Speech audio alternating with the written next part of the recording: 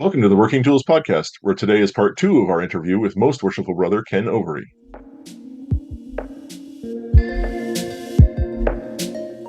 Ladies and gentlemen, brethren all, welcome to the Working Tools Podcast, a casual conversation around Freemasonry. First, it's important to note that our thoughts and opinions are our own and do not reflect those of our Grand Lodge or respective craft or concordant bodies. Please connect with us and ask questions via our website at theworkingtoolspodcast.com.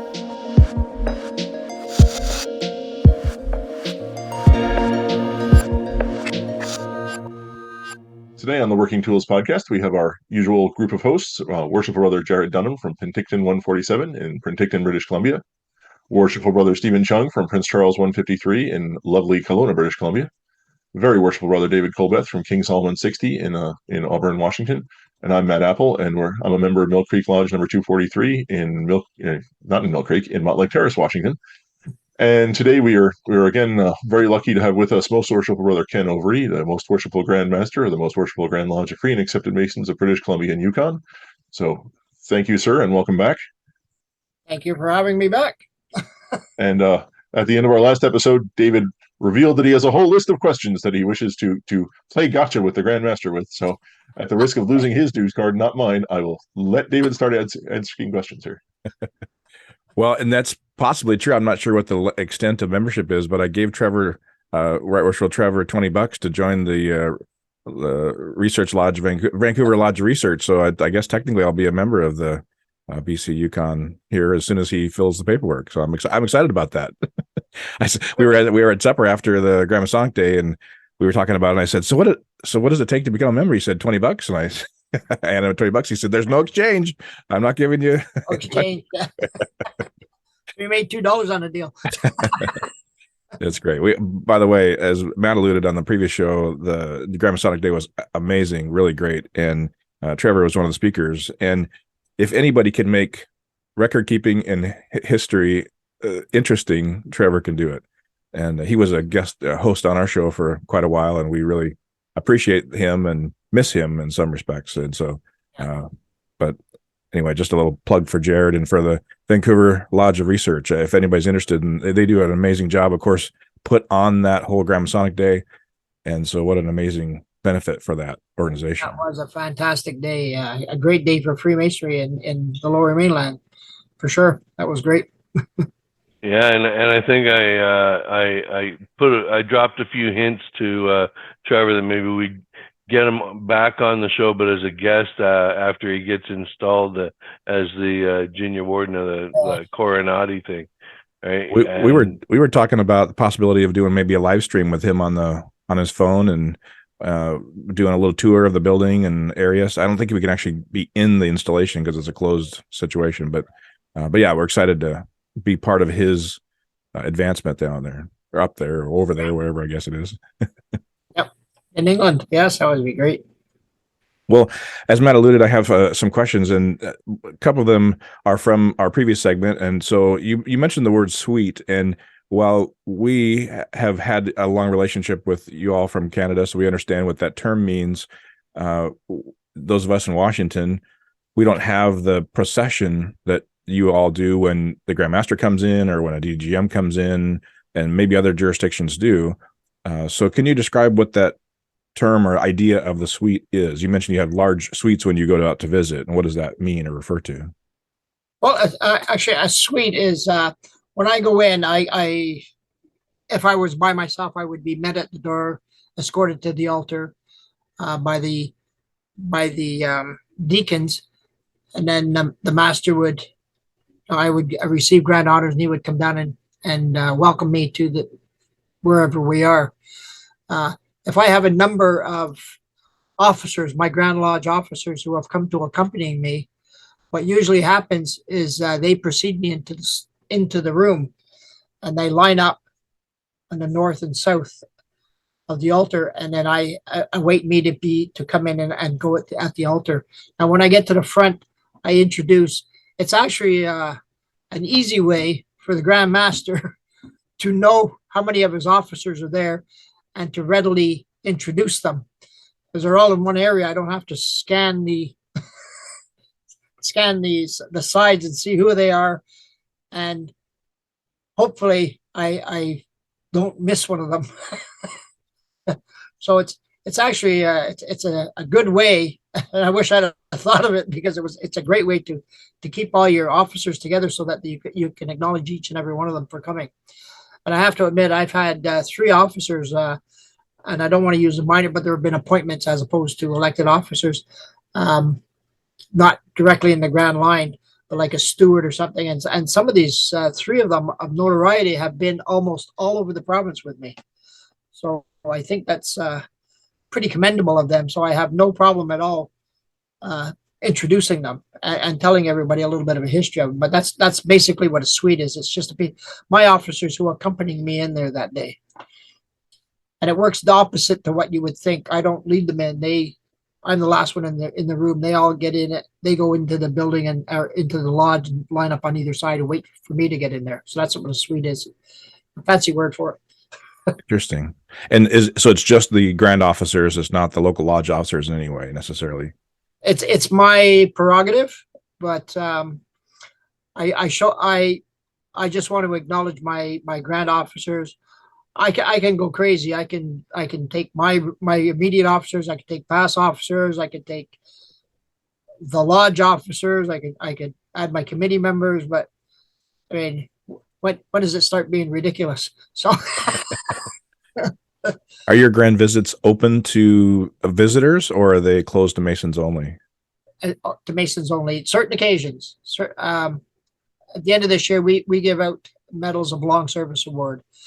In 1 meeting, in 3 men, I gave out 575 years of jewels. Wow. They were all 50, 60, 70 year members. And in that case, we put the lodge at recess. We call it off, go to refreshment. And that way the family can come in if they like, so they can see their dad, brother, son get the award, and we can take pictures in the lodge. The Bible's closed. And I found that way to be more effective at, this is that man's moment. I had one of note where the father, what did he get? 75 years. His son was sitting in there. So I called his son up and I asked his son to put it on him.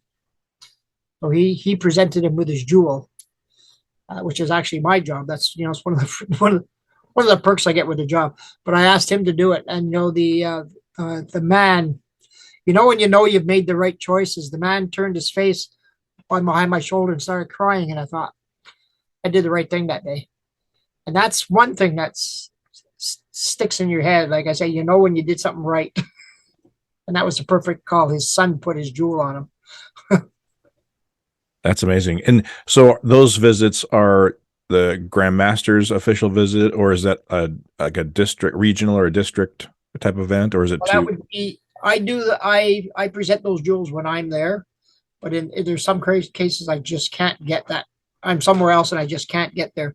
So I asked my district deputy to do that, and hopefully he does it. He can do it the way it's in the book, or he can do it like I did. Just go to recess and have them to refreshment and have them present it.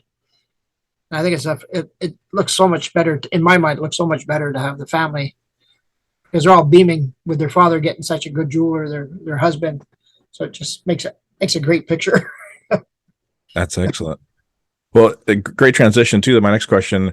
In the previous show that we weren't able to be part of, unfortunately, you mentioned that there was a new district deputy. You were calling it the designate, and you were hoping for a new name. I don't know if I was going to ask if you had come up with a new name yet. Another name.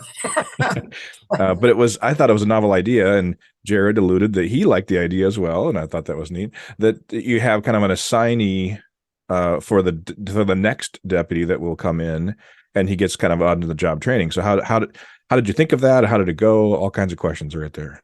Well, okay. How I thought of it was, if you think about it, in anything in masonry, there's a training period before. When you're junior deacon, you watch the senior deacon. When you're junior warden, you watch the senior warden who watches the master. So you have a year to shadow the person in front of you. It's everywhere. Junior grand warden, senior grand warden, and now the designate or the district deputy is a person who is picked by his peers in the district. But you take him, you pick his name. Of course, you chat to him to see if he's a good fit for your year. Some guys aren't, but it just won't gel between you. So you pick a person for yourself. Usually it's the members have picked the right guy for you right away. But he goes to, we now have a training school for 2 days where we train them what they have to do, what we expect of them, and what they need for us. And then you follow the hose nose and you just drop him in the deep end of the pool, and there he goes for the year. All right. So I thought, why not pick a year ahead? Now for that, and for want of another name, I call him a designate. He's the designated next DDGM, or district deputy grand master. So it's theoretically, and it's worked out in about 98% of the time, he shadows the district deputy. He has no real title other than designate. He has no real responsibility other than gleaning as much knowledge as he can. But all the odds and ends, things that have to be done, he has firsthand knowledge of doing it. So at least he's seen it before. And at the time, if he's a good one, and most of them are, they ask questions. So what happens if this happens? And he gets the answer. This year wasn't so much because this was the first time a designate happened. And as I said, we took these district deputies and just dropped them in the deep end. So they can only say, don't do this. But I feel by doing that and giving them a training that we offer them and just shadowing, the next upcoming district deputy has an idea of what he's doing, and he can improve on it. And this year they're going to get a little bit of training of what to look for. Yeah. So, I've noticed the designates running around preparing for their year. Ask certain people, can you take care of that in my year? And, so they're obviously watching and learning something and following somebody's guidance. Yeah. And that's to the point exactly. I'm glad it's working. But, hopefully in 2 or 3 years, we will have very strong district deputies because those are my eyes and ears in the district, and they know or will know what to look for. And what is, when they see a problem, they can tell me ahead of time, so the Grand Master can take care of it before it becomes an issue. So that was my idea. It worked. I was quite happy with the way it worked out this year, and I'm hoping in the future it will be. This is a 2-year trial. I had to get permission when I thought up the ideas as junior grand warden. This is a trial, and after the second year, hopefully it's ironed out and we can put it as a resolution so that there is a designate. But if you think about it, it's common sense. You train that's the second most important job, and you should train the guy to do it. Is your district deputy term just 1 year then? Ours is just one year term. There's certain cases where the district is huge that we give them a 2-year term, like the Yukon. That's a 2-year term. Yeah, I think ours is actually technically a 1-year term as well, but generally they're reappointed for a second year because our Constitution says that they can't serve more than 2 without some kind of dispensation. Matt is my code checker. He'll correct me if I'm wrong, but but yeah, it's and I agree that you kind of feel like in your second year, okay, now I understand how this works. Yeah. So it takes you a while to figure it out. So I always wished that you would have known ahead of time as well. And I thought it was unfortunate to not let the next guy know ahead of time. So I really love the idea as well. Maybe it's a new resolution, Matt. Yeah, well, maybe it would be. It's this way you get to learn, and you get to watch the mistakes being made, and when all the stuff starts getting thrown at you, you're squeaky clean because you're only the designate. But don't do it in your turn. Well, in our last segment, we've talked about the growth, and even last year, you're talking about the growth and the numbers of new interested inquirers. And I know I've heard the term seekers, that you've mentioned seekers before, and aspirants was thrown out there. There's lots of terms for these people that are the men that are interested in Freemasonry. And I was curious if the Grand Lodge of BC was doing any kind of actual advertising, or is it just kind of strict organic interest? And then if you are doing advertising, is it focused in a particular area? Last year on the call, on the show, Jarrod mentioned that he was wondering if there was is the interest more to the interior or to the middle or mainland or whatever, more populous areas, or if you did any advertising, like in Washington, I guess they connected with, Matt can correct me too, they're connected with some specially discounted TV and radio program that's only for nonprofits. And so when there's open air available, they'll throw in a 30-second or a 10-second commercial for the Grand Lodge of Washington on TV or on radio, or at 2:00 in the morning when no one's watching or whatever. And so I don't know if you all do any kind of advertising of any kind. Well, we our regulations don't let us do that. But what we do have is it's called the Begin You program. It's beginu.bcy.ca. And what that does is a person who's interested in Freemasonry can go on that site, and it will give you an idea of what it is. And it will, it has a contact number on there. You contact that person. Now that person's job is to give it to the district deputy. And that district deputy's job is to contact you right away, and then to find out a little bit about you and fit you to the proper lodge. Now, this is a little bit different concept. Instead of you picking a lodge, and you might get a lodge of everybody's in their 80s, and days of our lives is the big thing for them, and you want to go bowling and hiking and that. So if we can fit you to a different lodge, you get a better chance of staying. But that BCU, we have posters and pictures that you can. One of the lodges has a big poster in its front yard. It has beginu.ca, making you a better man, and it has 4 or 5 different slogans. And there's also, as Steve was alluding to, they have it on one side of the building. You can actually put a big building one up, and we'll give you the templates for it and what to put and what it needs to be done. And that's a lot of advertising for us. That's a lot of advertising. We've never done that before, and it's working out really well. Is that where most of your new interest is coming from, through that website, basically? Yes, that's overwhelming. I was cautioned against quoting numbers because somebody's going to say, "Well, you said that," and that might be out by 50. At some point earlier in this year, we had over 1,000 people in line waiting. And as I alluded to, we're getting about 7 a day still. So it hasn't diminished at all. And we have certain steps that we call it. We call it the 6-step program. And it's a way of giving the candidate, you invite him to repast meetings, or if we have any special dinners or something, he comes. We give them a little bit of memory work to do. We get them something to do. There's a few other steps.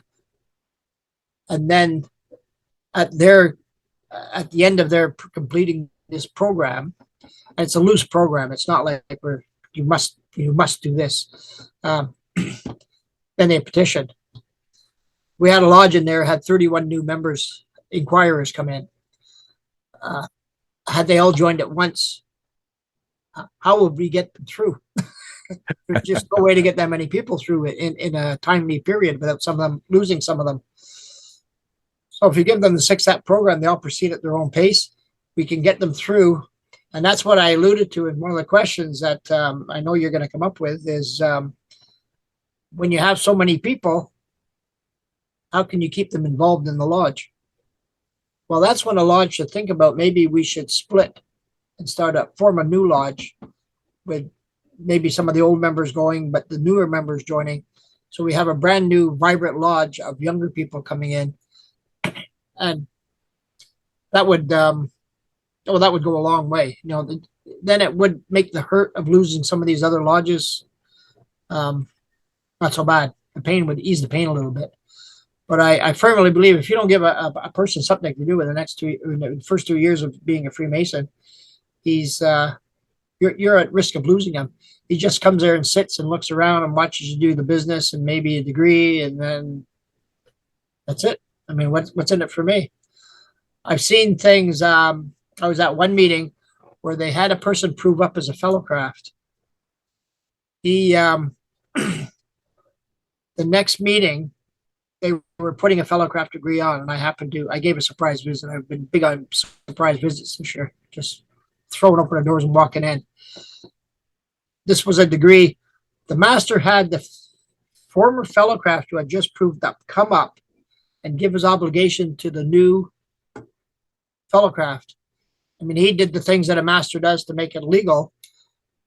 But, I watched that fellow craft's face. He did a good job. He really did a good job. He had just finished proving up. And the guy walked down and, he had this smile. You could see him not trying, I did it. But he's got a smile on his face. And you thought, you just made him a piece. You just gave him a piece of the lodge. And now he's a member. I thought what a great idea that was. Or some of these longer lectures. Where does it say one person has to do them? Why can't 4 of the younger guys do it? Twofold fix. You've given him something to do, and you now have backup.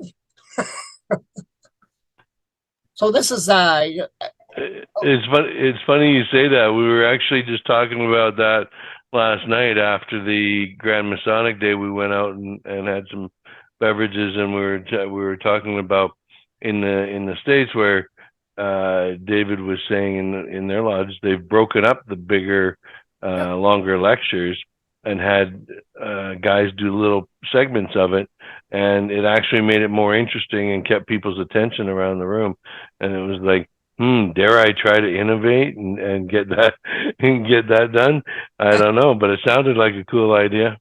It did. I mean, there's an outdoor lodge on the island, Vancouver Island, that they always do the Entered Apprentice every first weekend after Grand Lodge. And the charge to the Entered Apprentice, the master does the first paragraph. And as he's talking, he's coming out of the east and he's standing. They put the candidate at the altar. He comes down and he stands east of the altar. And the senior warden comes out and he does a little bit more. And he comes up and he stands beside the candidate. Junior warden does. The 2 deacons do. And then it goes around the circle one more time with the master finishing the last paragraph. But then they make a comment about, if you have, your brothers will always be with you. And, he's surrounded by the lodge officers. And I thought the impact on that, it made an impact on me. I thought the impact on that Entered Apprentice must have been pretty good. So there's ways to do things that doesn't break the another thing that is food for thought. We all have a person proving up, and he's just so nervous. He's perfect until he stands in the lodge. So he gets upset about it. There's nowhere in our Constitution that says you don't have to do the prove up in one shot. Why not break it up over 2 nights? He gets the work done, and it eases him. It eases the examiners. Nothing wrong, when you're a coach and you walk up with your pride and joy of the guy, and he bombs out on you because of nerves. So. Absolutely. Yeah, love that. In our lodge, we have the master and a past master. Have him prove up the night before in closed session so that they can vouch for him if that's the case. But we're lucky. Ever since we got the mentorship program given to us by Grand Lodge, and we implemented that, our coach is one of those fellows that you said mentioned earlier with the received the Medal of Merit, and it's because he's so giving. But he has our guys proving up like they wrote the thing, and it's just amazing. So kudos to our coach Bob Goslin for that. But that's what we do to set them up, is do it ahead of time so that they're not nervous. Yeah. With the new way we're doing things, I had a candidate that it just wouldn't fit in my lodge, so I put him in a different one. And that's what they do. When he first came in, all the lodge officers came and they all just pulled up chairs around him and they started talking about each other, about fishing, and asked him if he did fishing, and he was at ease with them. And I went back for his entered apprentice, and this guy walked in the door. Hey, John, how's it going? So you getting married this weekend? And he's talking. I'm thinking, he knows these guys better than I do, and I've known him for 10 years. But he was that much of at ease with his lodge that he just, the prove up was nothing for him. It was just like having a conversation like we are. It was really good. It's really nice to see lodges are innovating without stepping over bounds.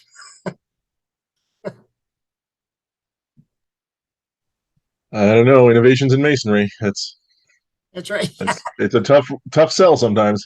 Sometimes, yeah. But we're finding ways around it, and these little methods they may be small ones, but they sure keep the guys coming back, and they feel like they've invested in the lodge, and that's a big thing. With that, we're running to the end of our time again, unfortunately. Is there any last word that you'd like to pass on, Grandmaster? That you'd like to? This isn't going to air for a couple of weeks, I guess, so you can let it stew for a couple of weeks and then drop the bomb and after you're. No, I want to thank the jurisdiction for being so for being what we are, the Masons that we are. It's been an absolute pleasure to do it. Would I do it for a second year? I don't know. It was pretty. I can see why Grandmasters on the last day they take the weekend off and lock the doors and nobody sees them, because it's a pretty hectic schedule. But I wouldn't have changed anything. It was such a great time I've had. The amount of people I've met. I had a lot of friends before, but I consider so many other people friends that I have this year, and lasting friends, not just hi, how are you? And just I know that guy, I've seen him somewhere before, but you actually know them now, and that's if that was anything, a gift that was given to me by the jurisdiction, that's it. It's just the amount of people I want, and the way that they've treated me, and the way they treat each other is just phenomenal. I feel so uplifted for the future of Freemasonry now, after having completed this journey this year. So thank you would be the biggest thing I could ever say to anybody for this year. Well, I don't think any of us can top that. So I think it's on behalf of Stephen and David and Jarrod and myself. Thank you, Grandmaster, for being here today. Thank you. It was a great pleasure to come back again. I appreciate you. We'll have to. Me here. We'll get you back. Don't worry. We have our ways. So, and we thank all of you for listening to the Working Tools podcast, and we look forward to talking to you again soon. Goodbye.